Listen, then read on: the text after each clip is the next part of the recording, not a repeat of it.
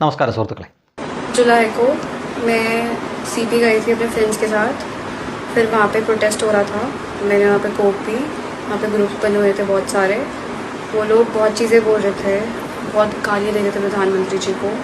उन लोगों के इन्फ्लुएंस में आके कि तुम लोग भी बोलो, कोई सब बोलो करके मैंने वहाँ बहुत चीज़ें बोली. मैं भी मात्र 15 साल की हूँ. मैंने जो करा वो माफ़ी के लायक नहीं था. मैंने बहुत गंदी चीज़ें बोली है, बट ये मेरी पहली और आखिरी गलती होगी. इसके बाद मैं ऐसा कुछ नहीं करूँगी और ना ही वो चीज़ मैंने कभी पोस्ट की थी. मैं पूरे देश से माफ़ी मांगती हूँ. मैं इतनी शर्मिंदा हूँ, मैं अपनी नज़र भी नहीं उठा पा रही हूँ. मैं सबसे माफ़ी मांग रही हूँ, मुझे प्लीज़ माफ़ कर दीजिए प्लीज़. നോയിഡയിലുള്ള രുചിക സിംഗ് എന്ന പെൺകുട്ടിയാണ്. ഈ പാറ്റ സമരമൊക്കെ നടന്ന സമയത്ത് നരേന്ദ്രമോദി ഏറ്റവും മോശമായ രീതിയിൽ ചീത്ത വിളിച്ച പെൺകുട്ടിയാണ് എന്ന് പറയപ്പെടുന്ന പെൺകുട്ടിയാണ്. പറയപ്പെടുന്നത് എന്ന് പറയാൻ കാരണമുണ്ട്. പക്ഷേ ഈ സംഭവമെല്ലാം നടന്നു, സമരം തീർന്നു. അതിനുശേഷം നരേന്ദ്രമോദി കുട്ടികൾക്ക് മാപ്പ് കൊടുത്തിട്ടും ഇവർ ഇങ്ങനെ നിന്ന് കരഞ്ഞ് കെഞ്ചി മാപ്പ് അപേക്ഷിക്കുകയാണ്. സമസ്ത അപരാധവും പുറത്തുകൊണ്ട് നരേന്ദ്രമോദിയോട് മാപ്പ് ചോദിക്കുന്നുണ്ട്. അതുപോലെ തന്നെ രാജ്യത്തെ ജനങ്ങളോടും ചോദിക്കുന്നുണ്ട്. ഞാൻ ഇനി ഒരിക്കലും ഇങ്ങനെ ചെയ്യില്ല, എന്നെ അവിടെ നിന്നവർ പ്രേരിപ്പിച്ചാണ് ഇങ്ങനെ പറഞ്ഞത് എന്ന തരത്തിലൊക്കെ അത് കൈകൂപ്പിക്കൊണ്ട് മാപ്പ് യാചിക്കുന്നുണ്ട്. പക്ഷേ ഈ കുട്ടിക്കും കുടുംബത്തിനും ഇപ്പോഴും ജനങ്ങൾ മാപ്പ് കൊടുത്തിട്ടില്ല. ഇവർ ഓട്ടത്തിലാണ്. ഇവർ ഒന്നാമതേ വാടക വീട്ടിലായിരുന്നു താമസിച്ചുകൊണ്ടിരുന്നത്. അവിടെ പിന്നെ അവർക്ക് താമസിക്കാൻ പറ്റാതെ വന്നു. അവർ അടുത്ത വാടക വീട്ടിലേക്ക് മാറി. അവിടെയും അവർക്ക് താമസിക്കാൻ പറ്റാത്ത അവസ്ഥ വന്നു. ആളുകൾ ചോദ്യം ചെയ്യുന്നു. കൂടാതെ പോലീസ് അന്വേഷണ വിധേയമായിട്ട് വരുന്നുണ്ടായിരുന്നു, അല്ലാതെ ഇവർക്ക് സംരക്ഷണം കൊടുക്കാൻ വേണ്ടിയിട്ട് വരുന്നുണ്ടായിരുന്നു. അപ്പോൾ അവർക്ക് കൂടുതൽ ആളുകൾ തിരിച്ചറിയുന്നു. പുറത്തിറങ്ങാൻ പറ്റാത്ത അവസ്ഥയായി. അവർ അവിടെ നിന്നും വീട് മാറി മൂന്നാമത്തെ വീട്ടിലേക്ക് മാറിയിട്ടും അവിടെയും സമാധാനമായിട്ട് ജീവിക്കാൻ പറ്റാത്ത അവസ്ഥയാണ്. ജനങ്ങൾ പ്രധാനമായിട്ടും ഇവരുടെ കുടുംബത്തിന് മാപ്പ് കൊടുക്കാത്തതിൻ്റെ ഒരു കാരണമായിട്ട് പറയപ്പെടുന്നത്, നിങ്ങൾ ആ വീഡിയോ കണ്ടപ്പോൾ അതിൻ്റെ താഴെ ഇൻസൈറ്റിൽ വേറൊരു ചിത്രം കണ്ടോ? ആ ചിത്രത്തിലുള്ള കുട്ടിയാണ് ഈ ജന്തർ മന്ദിറിലെ സമരത്തിൽ നരേന്ദ്രമോദിയെ വളരെ മോശമായിട്ട് വാക്കുകൾ ഉപയോഗിച്ചുകൊണ്ട് ചീത്ത വിളിച്ചത്. പക്ഷേ ഈ മാപ്പ് പറയുന്ന കുട്ടിയും അതും തമ്മിൽ സാമ്യം തോന്നുന്നുണ്ടെങ്കിലും എന്തോ ഒരു വ്യത്യാസം നമുക്ക് തോന്നുന്നുണ്ട്.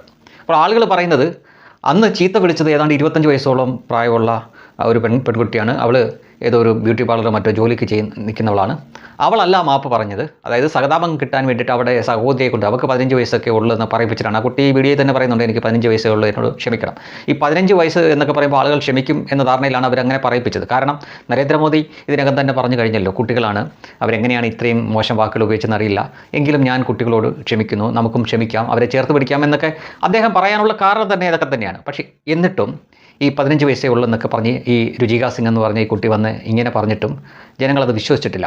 ഇവളല്ല ചീത്ത വിളിച്ചത്, ഇവിടെ സഹോദരിയാണ് ചീത്ത വിളിച്ചത്. അവൾ തന്നെ നേരിട്ട് മാപ്പ് പറയണമെന്ന ആ ഒരു കണ്ടീഷൻ വെച്ചിരിക്കുകയാണ് ഇപ്പോൾ ഇവളെ പിന്നാലെ കൂടിയിരിക്കുന്ന ജനങ്ങൾ. അപ്പം നമുക്ക് തന്നെ ഒരു ആശയക്കുഴപ്പമുണ്ടാകും, ആ പെൺകുട്ടിയും ഈ പെൺകുട്ടിയും ഒന്നാണോ എന്നൊരു ആശയക്കുഴപ്പമുണ്ടാകും. രണ്ട് ചിത്രങ്ങളും ശ്രദ്ധിച്ചാൽ നമുക്ക് മനസ്സിലാകും. ഇത് തന്നെയാണ് ഈ ജനങ്ങൾക്ക് വേണ്ടതും. ഈ ചീത്ത വിളിച്ച ആൾ തന്നെ മാപ്പ് അപേക്ഷിക്കണമെന്നാണ്. അല്ലാതെ ഈ സഹതാപം കിട്ടാൻ വേണ്ടിയിട്ട് അതിൻ്റെ സഹോദരിയെ കൊണ്ട് 15 വയസ്സേ ഉള്ളൂ, 15 വയസ്സെന്നൊക്കെ പറയുമ്പോൾ നരേന്ദ്രമോദി പറഞ്ഞാണല്ലോ കുട്ടികൾക്ക് മാപ്പ് കൊടുത്തേക്കാൻ.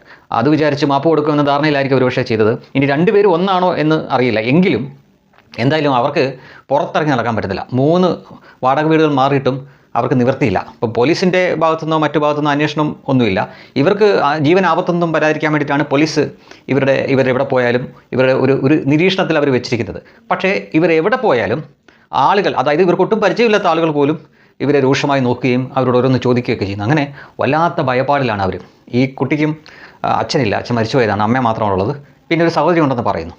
അപ്പോൾ അങ്ങനെയുള്ള ഒരു കുട്ടിയാണ് അത്രയും മോശമായ രീതിയിൽ പ്രധാനമന്ത്രിയെ അന്ന് വാക്കുകൾ ഉപയോഗിച്ച് ചീത്ത വിളിച്ചത്. അപ്പോൾ നമ്മൾ ചിന്തിക്കേണ്ടത്, ഇങ്ങനത്തെ സാഹചര്യത്തിൽ വളർന്ന ഒരു പെൺകുട്ടി എങ്ങനെ അന്ന് അത്രയും മോശമായ രീതിയിൽ സംസാരിച്ചു, അതും ഈ രാജ്യത്തെ പ്രധാനമന്ത്രിക്കെതിരെ. അപ്പോൾ ഇവരുടെ മാത്രം കുറ്റമായിരിക്കില്ല. ഇവരെ കൊണ്ട് ആരാണോ പ്രേരിപ്പിച്ച് പറയിപ്പിച്ചത് യഥാർത്ഥത്തിലുള്ള കുറ്റവാളികൾ അവരാണ്. അപ്പോൾ ഇത്തരം കുട്ടികൾക്ക് മാപ്പ് കൊടുക്കാം, ഒരിക്കലും അത് പറയിപ്പിച്ചവർക്ക് മാപ്പ് കൊടുക്കാൻ പാടില്ല. അവർക്കെതിരെ അന്വേഷണം തീർച്ചയായിട്ടും ഉണ്ട്. ഈ പല കുട്ടികളും ഇതുപോലെ ആരൊക്കെയോ പ്രേരിപ്പിച്ചിട്ടാണ് പറഞ്ഞത്. ചിലരൊക്കെ അവർക്ക് ഇൻസ്റ്റാഗ്രാമിൽ അവർക്ക് അക്കൗണ്ട് ഉണ്ട്, അതിന് ഫോളോവേഴ്സിനെ കൂട്ടാൻ വേണ്ടി ചെയ്തുകൊണ്ട്. അപ്പോൾ ഈ കുട്ടികളായിട്ടുള്ളവർ, ഒരു 20 വയസ്സിന് താഴോട്ടുള്ളവരൊക്കെ ചെയ്തിരിക്കുന്നത് അത് കുട്ടികളുടെ അല്ലേ എന്നൊക്കെ വിചാരിച്ചുകൊണ്ട് വേണമെങ്കിൽ മാപ്പ് കൊടുക്കാം. പക്ഷേ ഈ കുട്ടികളെ കൊണ്ട് പിന്നിൽ നിന്ന് പറയിപ്പിച്ചവരുണ്ട്, അവർക്ക് ഒരു കാരണവശാലും മാപ്പ് കൊടുക്കാൻ പറ്റില്ല. ആ ഒരു നിലപാടിൽ തന്നെയാണ് ജനങ്ങൾ. അതുകൊണ്ടാണ് ഇതാ പറഞ്ഞവളല്ല, അവിടെ സഹോദരിയെ കൊണ്ട് ഒരു നാടകം കളിപ്പിക്കുമായിരുന്നു എന്ന ധാരണയിലാണ് ഇവരെ വിടാതെ ജനങ്ങൾ പിന്തുടരുന്നത്. ഓട്ടത്തോട് ഓട്ടമാണ്. ഇതെല്ലാവർക്കും പാഠമാവണം. കാരണം കുറച്ച് ജനക്കൂട്ടം കണ്ടിട്ട് ഇതാണ് ഈ രാജ്യത്തിൻ്റെ പൊതുവായിട്ടുള്ള വികാരം എന്ന ധാരണയിൽ ഈ രാജ്യം ഭരിക്കുന്ന നരേന്ദ്രമോദിക്കെതിരെ വാവിട്ട് എന്തെങ്കിലും പറഞ്ഞു പോയാൽ അദ്ദേഹത്തെ സ്നേഹിക്കുന്ന കോടിക്കണക്കിന് ആളുകൾ, അവരെ നിങ്ങൾക്ക് ഒരുപക്ഷെ ജന്തർമന്ത്രി കാണാൻ പറ്റില്ല, പക്ഷേ ഈ രാജ്യത്ത് ബാക്കിയുണ്ട് എന്ന ബോധം നാളുകളിലും ഇതുപോലത്തെ സമരത്തിനിറങ്ങി വാവിട്ട വാക്കുകൾ പറയുന്നവർ തീർച്ചയായിട്ടും ഓർമ്മയിൽ വെച്ചിരിക്കണം.